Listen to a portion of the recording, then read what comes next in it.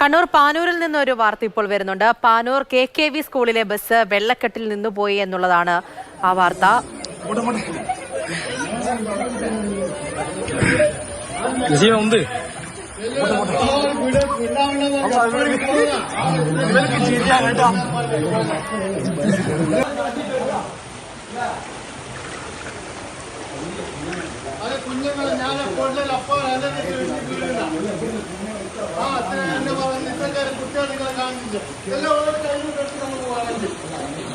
Mundathode Felix വിവരങ്ങളുമായി ചേരുന്നുണ്ട്. Felix, വലിയ വെള്ളക്കെട്ടാണ്, അതിനിടയിലാണ് ബസ് നിന്നുപോയത്. പകുതിയോളം വെള്ളം എത്തിയിട്ടുണ്ടായിരുന്നു.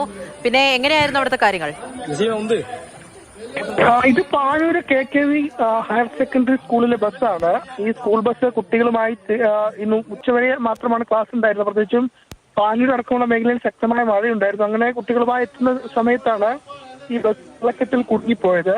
നേരത്തെ ഞാൻ പറഞ്ഞതുപോലെ ഈ വെള്ളക്കെട്ട് പലർക്കും ഇത് എത്രമാത്രം ഉണ്ടെന്ന് അനുമാനിക്കാൻ കഴിയുന്നില്ല എന്നതാണ്. സ്വാഭാവികമായും വെള്ളക്കെട്ടിലൂടെ പോകുന്ന സമയത്താണ് ഇതിന്റെ വലിയ രീതിയിൽ വെള്ളം വരികയും പ്രത്യേകിച്ച് പകുതിയോളം ഈ സ്കൂൾ ബസിന്റെ പകുതിയോളം വെള്ളം ജലനിരപ്പ് ഉയർന്നൊരു സ്ഥിതി ഉണ്ടാവുകയും ചെയ്തു. പിന്നീട് കുട്ടികളെ അവിടെ നിന്നും ഇറക്കി മാറ്റിക്കൊണ്ട് പോവുകയാണ് ചെയ്തത്. ഏതായാലും ആളപായം ഒന്നും തന്നെ സംഭവിച്ചില്ല എന്നത് ആശ്വാസകരം തന്നെയാണ്.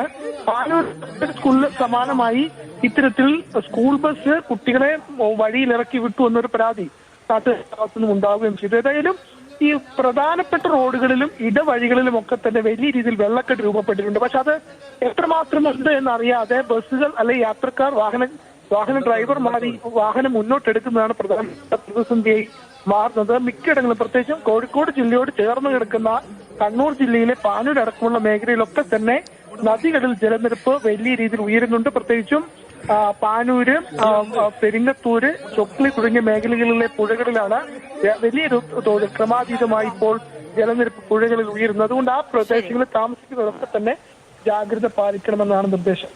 ശരി, കണ്ണൂർ പാനൂർ KKV സ്കൂളിലെ ബസ്സാണ് വെള്ളക്കെട്ടിൽ നിന്ന് പോയത്. ആ ദൃശ്യങ്ങൾ ഒരിക്കൽ കൂടി കാണാം.